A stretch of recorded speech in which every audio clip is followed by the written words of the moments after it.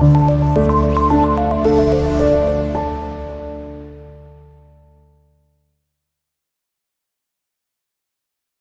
day to you, everybody all over the world.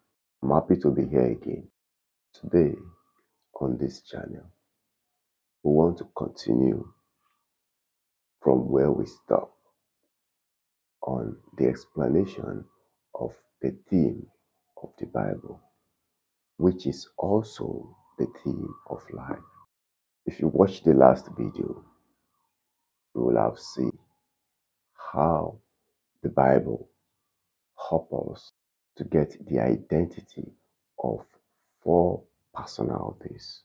Then we left one untouched. So today's video, we're going to explain the fifth one. First of all, I'll read again that Bible verse, Genesis chapter 3, verse 15.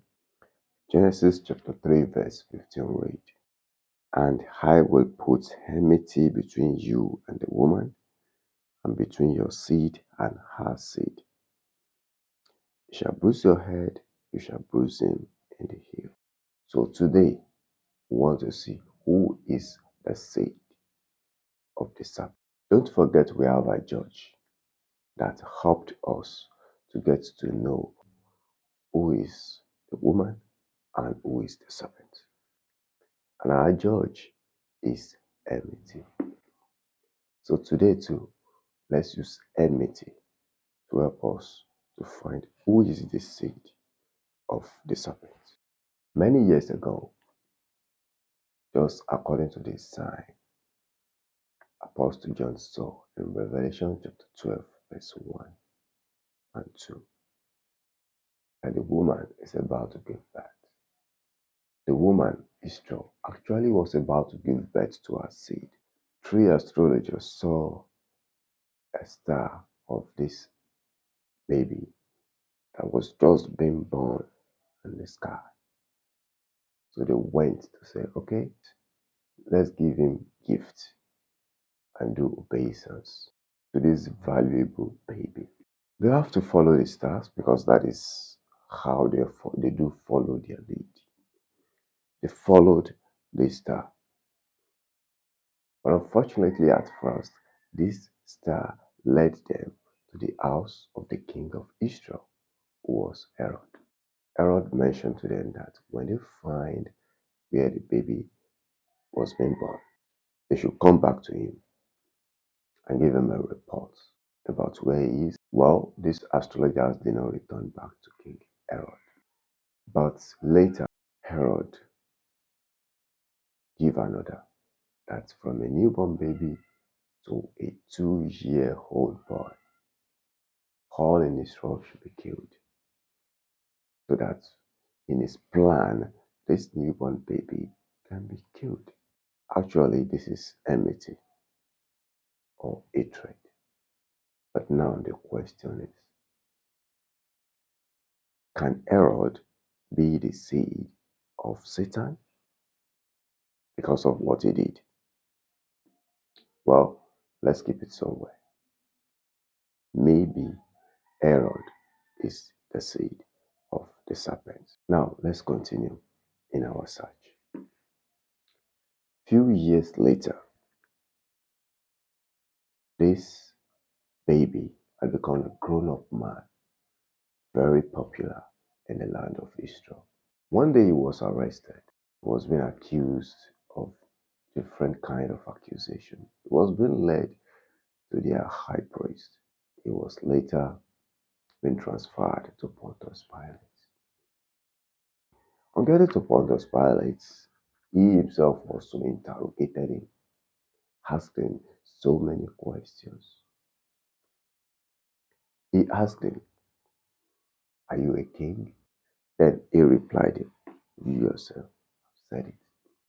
After all, he's being interrogated by Pontius Pilate. Pilate said, "I find this man innocent." But the crowd keeps shouting, "Killed him, killed him, killed him." So Pilate even made an offer that should he release Barabbas to them or he released him. They claim no, they even prefer Barabbas. Pilate have him whipped. Then he still handed him over to be killed. Something just come into my mind. If this man whom everyone was shouting, killed him, killed him, killed him, if it is his son, will you kill him because they all wanted him dead, even though he is innocent? Now, we have two suspects. Let us search more from the Bible and get more information. Possibly, we may still find another person who can still be the seed of the serpent. I want to read Revelation chapter 17. I'll read verse 1 to 5. Then I will read verse 9 and 10. The place read, Then one of the seven angels who had the seven bowls came and talked with me, saying to me, Come, I will show you the judgment of the great harlot who sits on many waters, with whom the kings of the earth committed fornication. And the inhabitants of the earth were made drunk with the wine of her fornication. So he carried me away in the spirit into the wilderness, and I saw a woman sitting on a scarlet beast, which was full of names of blasphemy, having 7 heads and 10 horns. The woman was arrayed in purple and scarlet, and adorned with gold and precious stones and pearls, having in her a golden cup full of abominations and the filthiness of her fornication. And on her forehead a name was written, Mystery, Babylon the Great, the mother of harlots and of the abominations of the earth. Now verse 9 and 10. Trade. Here is the mind which has wisdom. The 7 heads are 7 mountains on which the woman sits. There are also 7 kings. 5 have fallen. One is, and the other has not yet come. And when he comes, he must continue a short time. Two things we want to note in this record. Number one is one is. We have to circle that out. Number two is the look of this wild beast. It is said to be a scarlet beast. Now, let's put the two together. Revelation chapter 9 said, Here is a mind that has wisdom. Not just wisdom, but wisdom from God. Because without wisdom from God, one cannot understand this place. It says there are 7 kings, 5 have fallen, one is, and one is to come. So the one that is, when Apostle John was writing and recording the book of Revelation, was Rome. Then one is to come. Now, if you now go back to the scarlet, I want to talk about the look. It says it is a scarlet colored beast. It is just the same look of the dragon we read about at Revelation chapter 12. Let me read the place again. Revelation chapter 12, verse 3 said, And another sign appeared in heaven. Behold, a great fiery red dragon, having 7 heads and 10 horns, and 7 diadems on his head. The look. Now look at the look of this one too. Chapter 17, verse 3. So he carried me away in the spirit of wilderness, and I saw a woman sitting on a scarlet beast, which was full of blasphemous name, having 7 heads and 10 horns. So they have the same look. The only difference there is at Revelation chapter 12, it says he has 7 diadems or 7 crowns. If one there is, according to Revelation chapter 17, verse 9, was Rome. And the king of Rome then was Pilate. And Pilate killed the seed of the woman, Christ. Then definitely Rome can be the seed of the serpent. But now, according to what we read here, Rome alone cannot be the seed of the serpent because it's just a head among the 7 heads of this wild beast.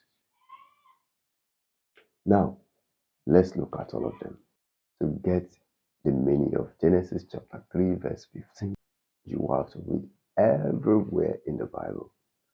That is the reason why it is the theme of the Bible, and it is also the theme of this life we are living. Now, let's travel all over the Bible. The place said there are 7 heads, and there are also 7 mountains or 7 kings. Now, King 1. If you take your Bible and read the account in the Bible of Exodus chapter 5 to chapter 15, you read of a king who is in constant opposition against Israel. Go and read the record yourself. That is the first king or the first head of that wild beast. If you continue the reading of your Bible again and you get to the book of 2 Kings, in chapter 16 to chapter 19, you will read of another king there, Assyria. Assyria conquered many lands. Assyria removed 10 tribes of Israel from their land. Assyria came again, as Israel used to come and collect taxes from Israel. You can go there and read the whole story, then you will see how the God of Israel dealt with Assyria. If you continue the reading of your Bible again and you get to the book of 2 Kings chapter 24 and chapter 25, also the Bible of Daniel chapter 1 to chapter 5, you read of another one, that is Babylon. How Babylon attacked Israel, destroyed their temple, and remember, it is inside their temple they have their Ark of Covenant. The next one, after Babylon, Babylon was conquered by Persia. The of Israel returned to their homeland. But the nation of Israel, they don't bow when they are greeting to their fellow man. But there was a man in the land of Persia, Haman. Haman make the king of Persia sign a document that will one day lead to the annihilation of the Jews, the Israels. The king already have signed it with the intervention of the God of Israel. It was Haman himself that was killed. Now, one thing we want to learn from this is it may not be actually the king of that land that is the seed of the serpent. It is the throne they sit upon that represent the seed of Satan. That is why it wasn't the king of Persia actually ruling. That is the seed in this record. You can read of that at Esther chapter 1 to chapter 7. Let's move on to the 51. The record of the 51 can be found in the Bible book of Daniel chapter 8 to chapter 10. That one was Greece. Well, we have a very short record of his oppressing the land of Israel. But we'll see the effect of it on their land. When you get to the book of Matthew, then you will start to see new names. The priests started bearing, like Pharisees, Sadducees, Sahendrin, and then they have Bible schools, which before never existed in the land of Israel. So all of this was part of the effects of the ruling power of Greece over the land of Israel. So their leader, their priest, no longer follow their scrolls, but rather they turn their religion to money-making business. So if you follow what I'm explaining, you will have seen I've mentioned 5 kings: Egypt, Assyria, Babylon, Persia, and Greece. 5 has fallen. Now the one ruling them was Rome, making it 6. Then it remains the 7th. Who is the 7th? The actual name the Bible called the 7th king is Hion. If we go to the book of Daniel, you will see there, Daniel chapter 2. The Bible called the 7th king Hion. But actually, the 7th king's name in our day, the 7th king, which is Hion, is actually the Great Britain and America. Now, let me briefly put together who the seed of the serpent actually is. It is actually the wild beast in the book of Revelation, chapter 17, verse 3. Just the way we read of it, that it have 7 heads or 7 kings, which is 7 mountains, and it have 10 horns. And as it is the same look with the dragon, it have 7 crowns or 7 diadems. So let me briefly explain what everything stands for altogether at once. So as you can see on the screen, head 1, Egypt, 1 crown, 1 head. Head 2, Mesopotamia, Assyria, 1 head, 1 crown, 2 horn. Head 3, Babylon, 1 head, 1 crown, 1 horn. Head 4, Media and Persia, 1 head, 2 horn, 1 crown. Head 5, Greece, 1 head, 1 horn, 1 crown. Head 6, Rome, 1 head, 1 horn, 1 crown. Head 7, Hion, which is of Great Britain and America. So 1 head, 2 horn, 1 crown. So if you look at it at the screen, you will see it completes 7 heads, it complete 7 crowns, and it complete 10 horns. So with this, we have touched one of, or let me say 2 of the wild beasts in the book of Revelation. So the rest wild beasts, I know you have the feelings that you want to get to know what they represent.